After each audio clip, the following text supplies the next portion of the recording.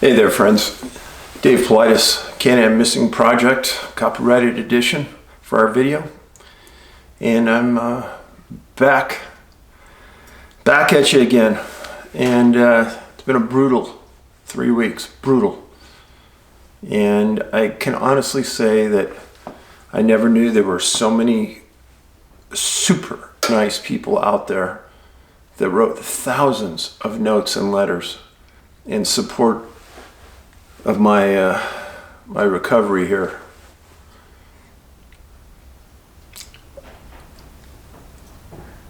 The video I made has had so many responses from people that have had similar experiences in their life with someone taking their life that it's astounding. And in my journey the last couple weeks, in an effort to get my feet back on the ground, I've been doing a deep dive on suicide. And recently, 60 Minutes of Australia did a segment on a group of young men that had taken their lives, and they were athletes, very similar to Ben. And it's an epidemic in Australia. And they're talking about it. Here, we are not talking about it. And unless the media and our government give suicide as much press as COVID has had, I doubt anything is going to happen. It's disgusting. The hundreds of emails I've had from families that have been victimized by a suicide epidemic, from friends and family members that have taken their lives, is overwhelming. Like I told you in the last video, even just locally in Montana, there was a rash of suicides. LA County Coroner told me that the suicide rate is off the chart. And when you try to dig for more information in the US from media sources, it's almost impossible to find anything. Now, everybody I've talked to who is a person of authority and responsibility has said that lockdown and isolation has prompted many of these deaths. And I have no doubt that my son was one of those.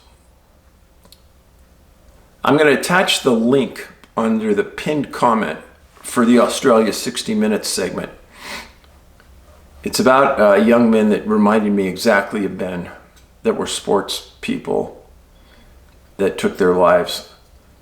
And 6 people every day take their life in Australia. 6! It gets me so mad.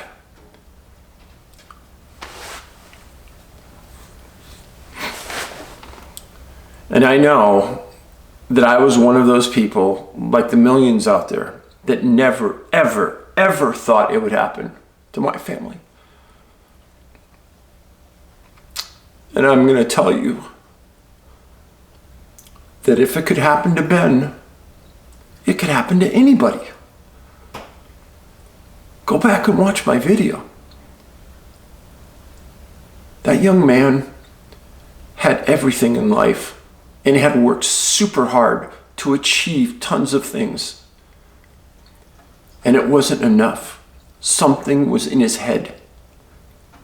Something not natural was in his head. There's a lot of sites out there that talk about the spiritual war that we are under. And I have had so many confirming emails from pastors and people associated with this that confirm it. I go from very sad to very angry quickly.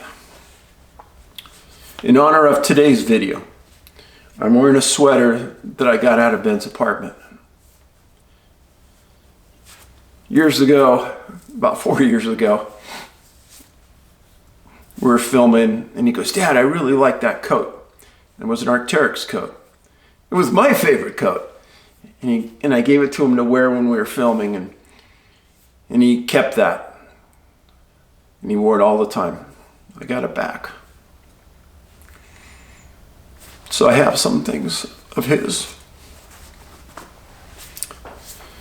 So today, we're going to try to get back on this missing person quest. And before I get into the case today, I want to tell you that when you watch this link on missing people in Australia, on suicide victims in Australia, there's a direct association with missing 411, a sobering coincidence. Young people, athletic, vibrant, smart, caring. Their lives were ended early because of mental illness. When I watched that segment, I immediately thought of missing 411, a sobering coincidence, when all these lives of young men are taken and gone. Are they related? I can't say for sure yet, but there sure are some parallels.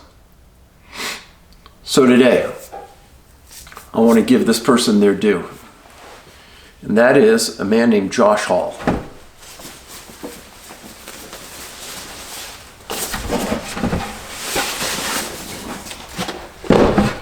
This is Josh and his dog Lucky. Josh, 27 years old, disappeared February 3rd of this year, 2021. Excellent condition, smart. His mom went to the press many times about this disappearance.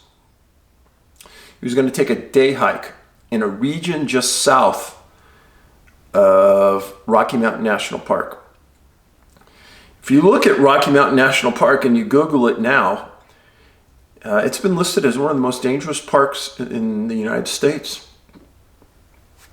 And finally, somebody's giving this topic some awareness about dangerous parks. It has a lot to do with the statistics I've come out with on missing people, deaths associated, etc. Now, this case would fall in under the Rocky Mountain National Park cluster. It's close enough.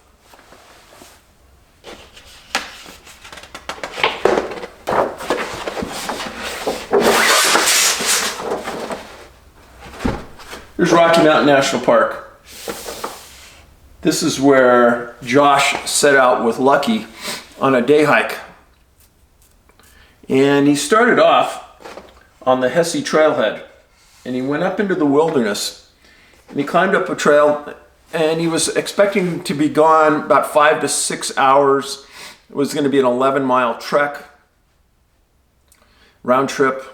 And he was going up to a place called Devil's Thumb Lake. People have kept track of me. You know, I've written a book called Devil is in the Detail. Now, what's important about that is that there's a lot of people that disappear in areas with devil in the name.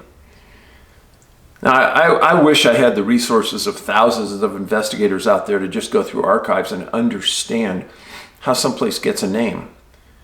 But suffice it to say that if a location has the name Devil in it, it can't be too good. And when Josh didn't return that night, his mom got on the phone, called search and rescue, and they were on scene by about 6:30, 7 o'clock on February 3rd. And they found his vehicle at the trailhead. Now, as they started to call in search and rescue, immediately the weather started to change and it started to snow. And there were high winds and they couldn't get helicopters up. It wasn't good. The trail had a cutoff to go to another lake. And they pinged his phone and they found at this fork in the road, or this fork in the lake, is where the phone pinged and it ended. And they weren't getting any more responses. So, you got weather, you got snow, high winds. He was going, and he was all around water, going up into this Devil's Thumb lots of granite around this area. He hiked the trail in January. He was with his dog. Now, 8 days after Josh goes missing, his dog, Lucky, is found on the Peak to Peak Road. This is the Peak to Peak Road right here. And it's found 14 miles away from where he was last thought to be. They said that the dog had lost about 10 pounds, was in good health, and Lucky, if that dog could talk. So there were multiple searches. They didn't find anything. The search crews eventually had to call it because of weather. But there were so many things in this story that reminded me immediately of the cases I've researched. Because of its proximity to Rocky Mountain National Park. So over here, you have Boulder, Colorado. University of Colorado Boulders right there. This area up through here is very, very desolate, parts of it. Now, the area he's going into right up through here has a series, dozens of small lakes. And as I've stated many times in the past, that if an area has lots of these small water ponds, whatever, sloughs, lakes, seems that seems to be an area where people go missing. So that's another thing to key on. Now, the friends and family didn't think that Lucky would leave Josh if he was still alive. So the thought at this point is that and because of the horrendous weather, he's probably not. Now, he was only set to be gone during the daytime hours. So the idea that he brought a big sleeping bag or a tent, no. He took minimal supplies. He did tell people where he was going. He didn't have an emergency locator beacon. He didn't have a sat phone. And all he had was his personal phone. Now that did give investigators some idea where he was last at, and that's where they started and ended the search, at the fork between these two lakes, Devil's Thumb, and then I forgot the name of the other one, but there was only one fork there. So as of right now, Josh hasn't been found.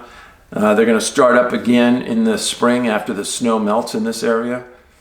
You can look up Devil's Thumb Lake on Google. It has some pictures on it. It sits in a gorgeous bowl. It's not a real big lake, but it's a good destination hike. It makes for a good hike during the day in good weather.